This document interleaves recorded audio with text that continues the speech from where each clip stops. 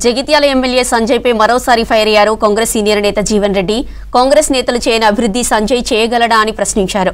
Congress party కన్నతల్లి వంటిదని తన బిడ్డలను కాపాడుకుంటుందన్నారు.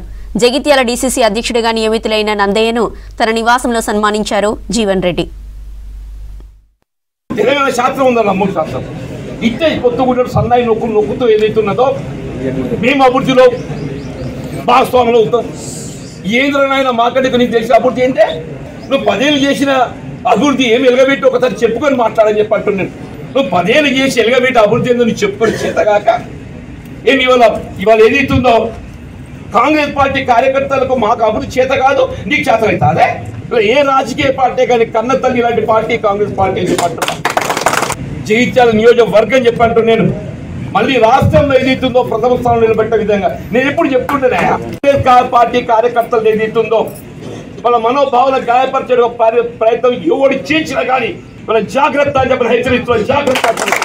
ఇలా ఇథనాల్ ఫ్యాక్టరీ ఏదైతుందో దాన్ని అడ్డు నిలిచి ఏదైతుందో దాన్ని తరలింపు చేసి ఇవాళ ధర్మపురిలో కాంగ్రెస్ పార్టీ జెండా ఎగరవేసిన చెప్పంటే లక్ష్మణ్ గారి యొక్క సాధ్యం చెప్పండి.